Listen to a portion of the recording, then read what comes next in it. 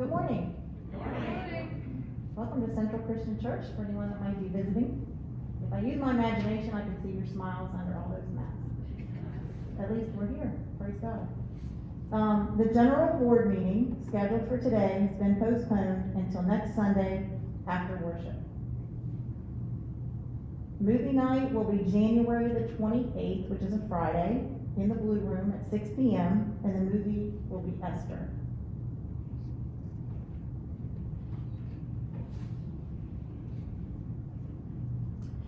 Please stand as we call ourselves into the presence of God, who is always present for us. I'll be reading Psalm 36 from an interpretation by Leslie Grant. It amazes me how some people can be so self-centered, so indifferent and calloused to the desires and needs of others. Not only do they neglect God, they are totally oblivious of Him and have no fear of Him. And then they convince themselves that this is life, that the world spins around them, and they must satiate their own desires, regardless of the hurt it causes others. And yet, your all-pervading love, O God, which extends far beyond the dimensions of our conscious lives, includes even these distorted people who spurn you in exchange for twisted, self-centered lives. Your eternal love is beyond comprehension. No wonder your children constantly reach for it and find security within it. Within that love, oh God, you answer our needs and fulfill our desires. Continue to pour out your saving love upon those who follow you. Do not allow the arrogance and infidelity of the godless to deter us from your course for our lives.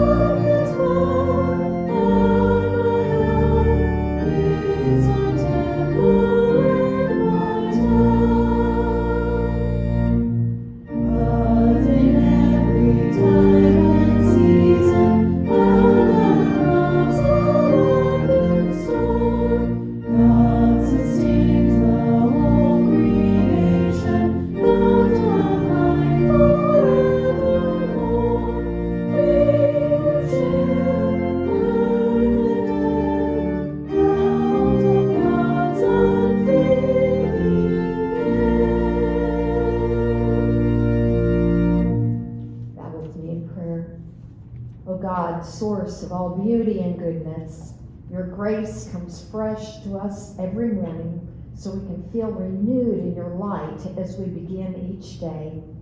Hear our praises this morning for your never-failing love that satisfies our necessities and moves us into righteousness. We rejoice in your constant care and for your faithful love for all people. Amen. You may be seated.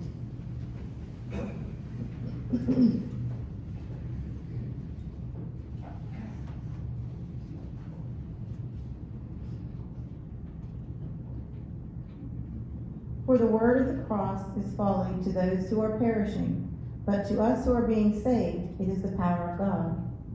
For it is written, I will destroy the wisdom of the wise, and the cleverness of the clever I will thwart. Where is the wise man? Where is the scribe? Where is the debater of this age?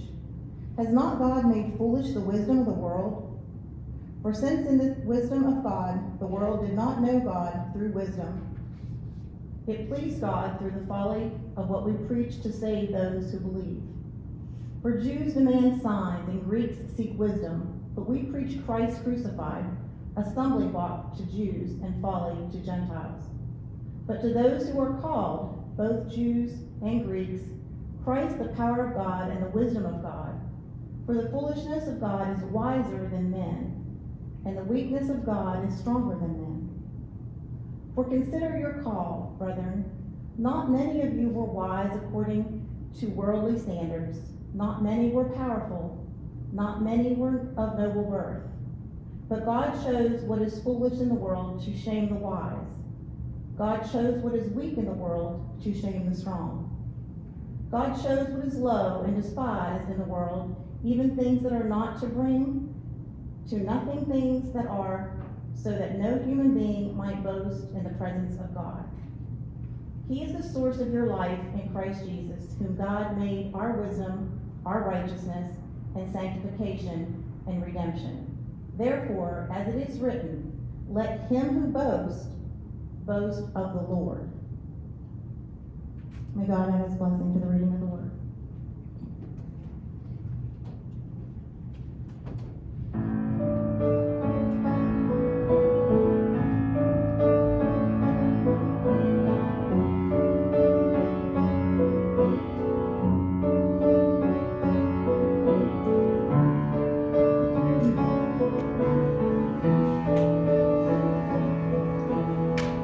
My hope is built on nothing less than Jesus' blood and righteousness.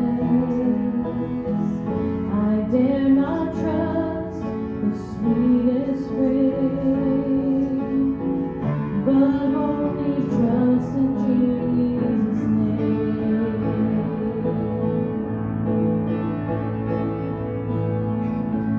Hope is built on nothing less than Jesus' blood and righteousness.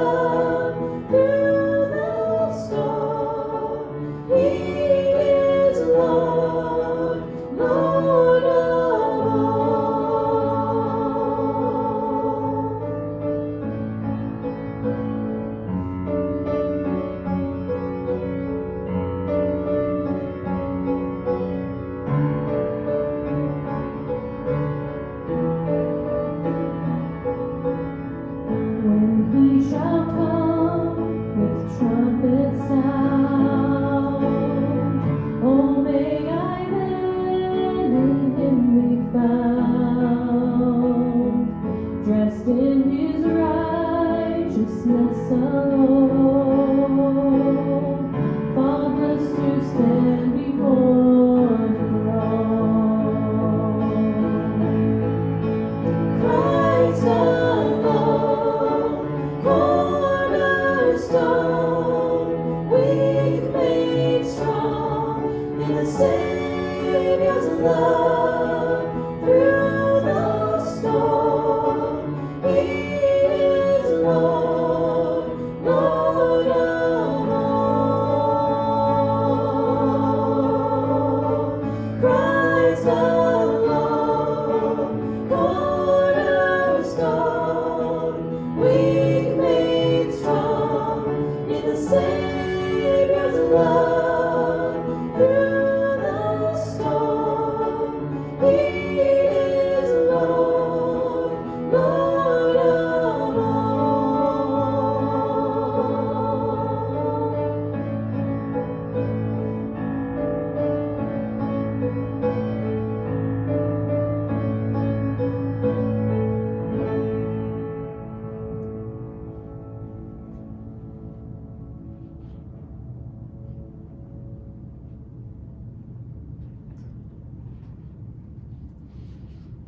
Lindsay and I began courting and early marriage in a fishing boat.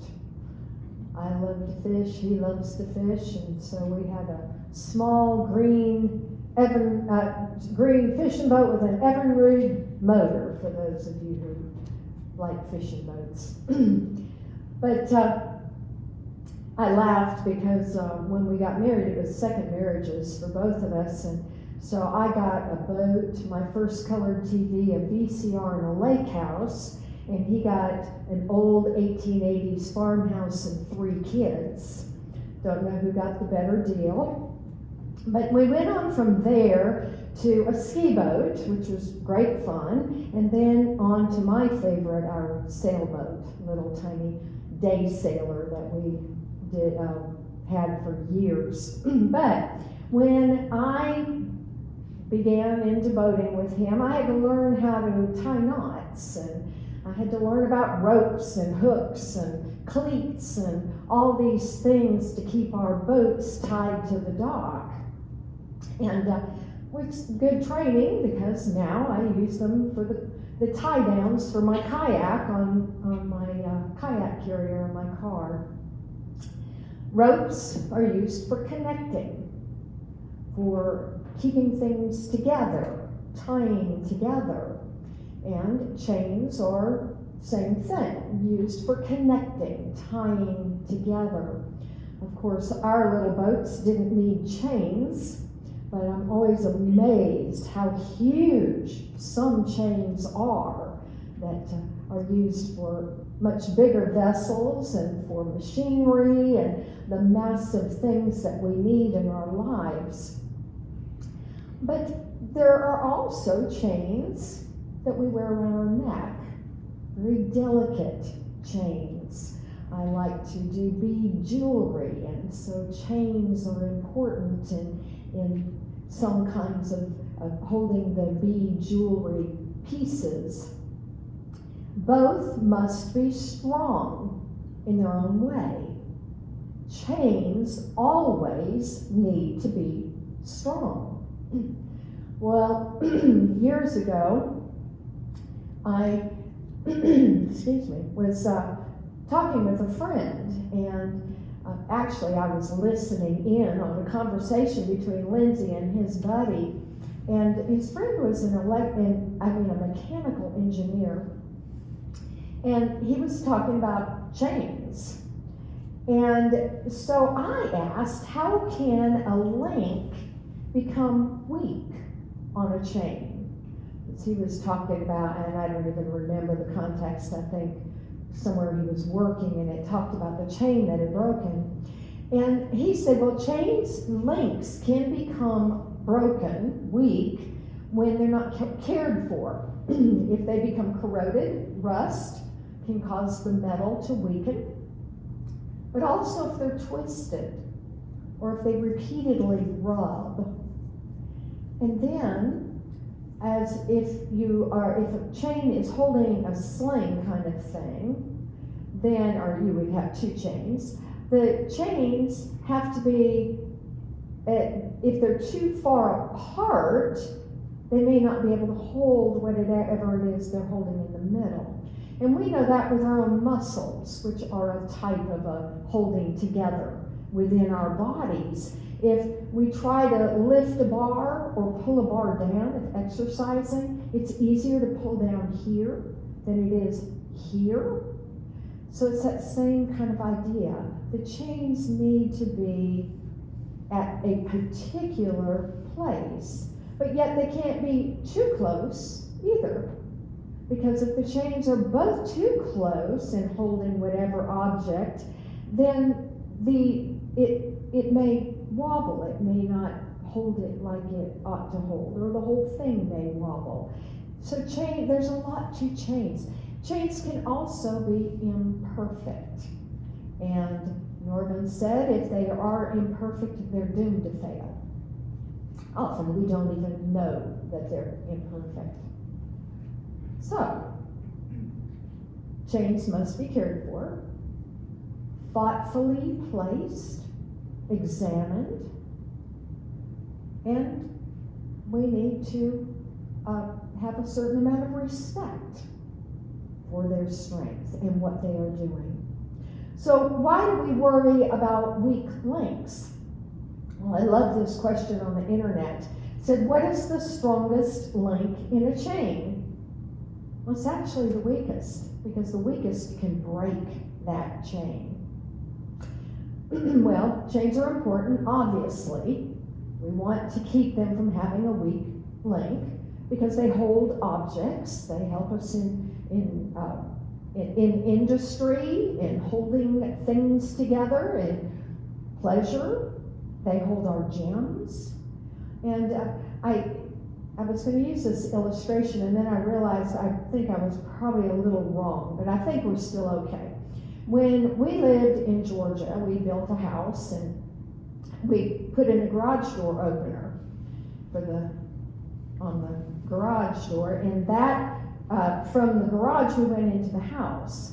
Well, Lindsay closed the garage door. It was pretty new at the time, and something broke on that garage door.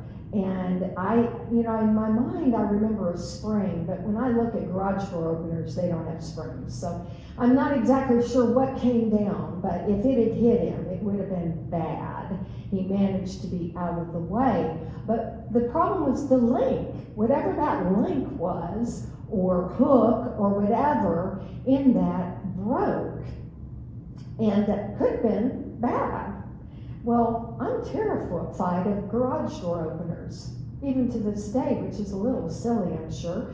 But when I get into my car in Harmon, I hit the garage door to have it open, and I get in as quick as I can. Because I figure if anything breaks up there, it's going to hit the car and not me, which is a little stupid. But if we're talking about big machinery in industry, it could be deadly, which is why we have OSHA regulations. It also halts progress. It can also be very expensive. And if we're talking about small chains, it can be very painful if we lose our gem or our loved, beloved piece object that we're holding. So how do you repair a weak link? Well, you cannot repair a weak link if it has continued stress. Now, you can take a stronger grade link and put it into the chain where the weak link is, and that will strengthen the chain, but it won't strengthen the link. You cannot strengthen that weak link.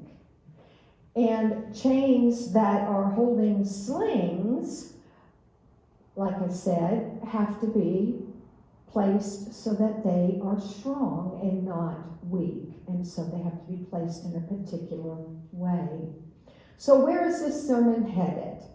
I'm sure everybody knows exactly. It's imagery of groups. It's imagery of, for church group strength. We are strongest as our weakest link.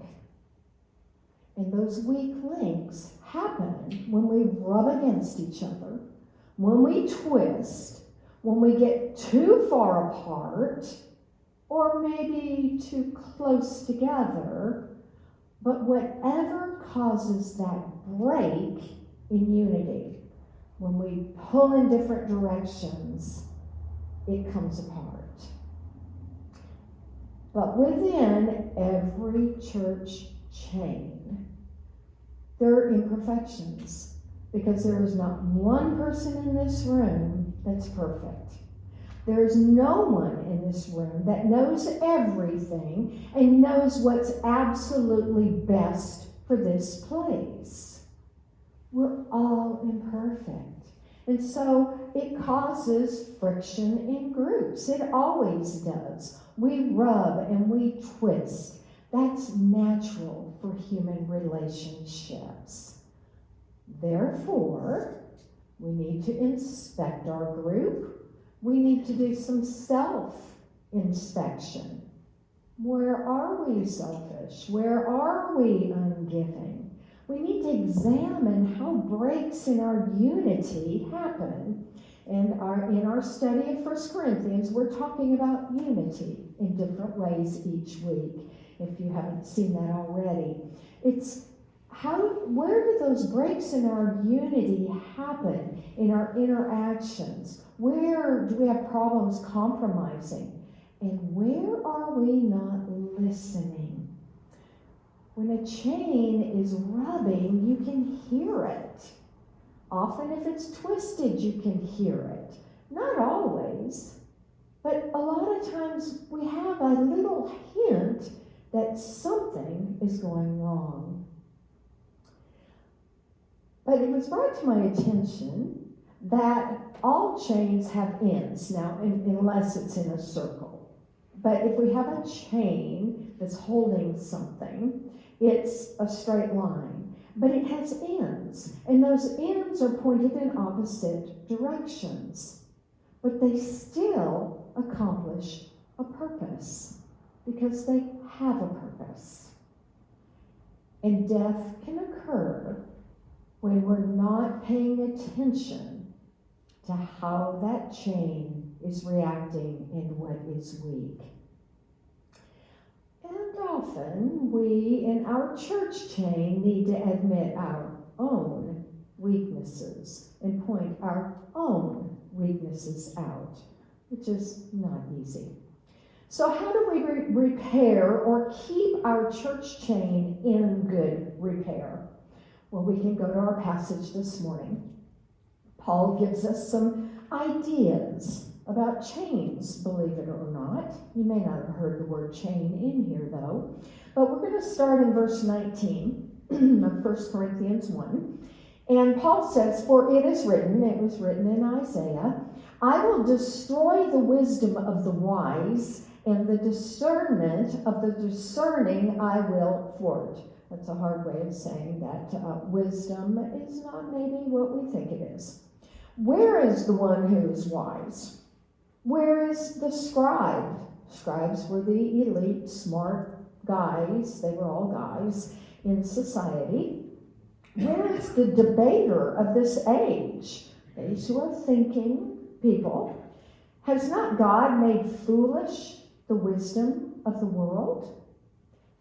And then if we skip over to 25, he says, "For God's foolishness is wiser than human wisdom, and God's weakness is stronger than human strength." There's our chain. God's strength. God's weakness is stronger than anything that we call strong. Therefore, God is our strength. And then in verse 26, Paul said, "Consider your own call, brothers and sisters. Not many of you were wise by human standards. Not many were powerful. Not many were of noble birth. But God chose what is foolish in the world to shame the wise. God chose what is weak in the world to shame the strong. God chose what is low and despised in the world, things that are not, to reduce to nothing things that are, so that no one might boast in the presence of God. Often, what we think of as strength in American terms are wealth and power and wise experts. We rely on experts a lot lately with our pandemic. And believe it or not, I think we still rely on beauty. These things tend to be those who rise to the top. But it says God's wisdom rarely is the way of the world. When I think of my life, there are two people in my life that made a huge impression on me, that said things that were so wise for the moment that I will never forget them. And I've told you before, I think I've probably told you both of them before, but the first one is Tina. Tina was my congregation member in Alabama. She was also my neighbor, and I loved Tina. Tina was a smart, young, 16-year-old when she had a car accident, a horrible one. And it left her with a terrible brain injury. So she had troubles walking, and it caused her to not be able to write anymore. She could read, but she could not write, and couldn't hold a job. And so this bright young woman, I met her later on. It was an injured person for life. You know, her injuries would last for life. But Tina was refreshing. She would come often on Saturday morning and knock on my door, and I was often trying to clean the house, and I don't know why Saturday morning always, but, and I would think, oh, it's Tina. And so I'd go to the door, and she'd want to know where a certain passage was, and so we'd sit down, and I'd show her where the passage was, and then she'd go on home. She never spent long with me, but, you know, it was always a break in what I was doing, and so I heard the doorbell or heard her knock, and I thought, oh, it's Tina. I went to the door, and Tina said, oh, Robin, I just wanted you to come outside and see what a glorious day God has given us. I hadn't been out that morning. I had no idea what a glorious, beautiful day God had given us. Tina showed me what a beautiful day we had. The other person was my Barbara. Barbara was injured at birth, again, had some brain injuries and could not write. But Barbara was so special to me. She could play piano without music, anything I ever wanted. It was wonderful. She would sit down at my piano for hours and just give me this wonderful music. But the most special thing about Barbara was she may not have been able to write down a message, but she cried with me when things happened in my life. She rejoiced with me when the good happened. She was emotionally there with me, always. What we might consider not the strongest, not the most powerful, not any of those things by American terms that we think are wonderful, God uses to bring us down and really pay attention to how wonderful our God is. So what lessons do we learn from the chain?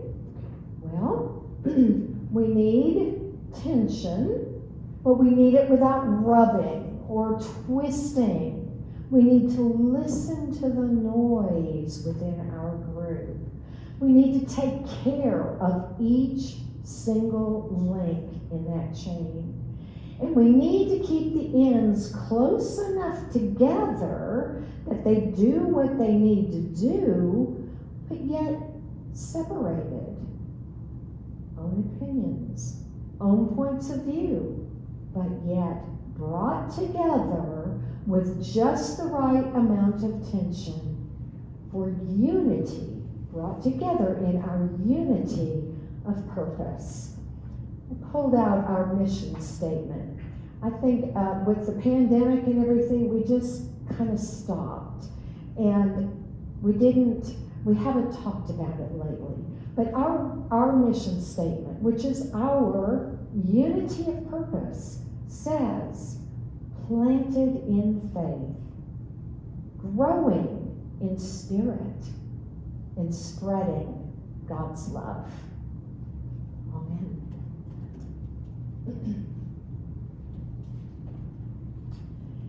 As always, I invite anybody who would like to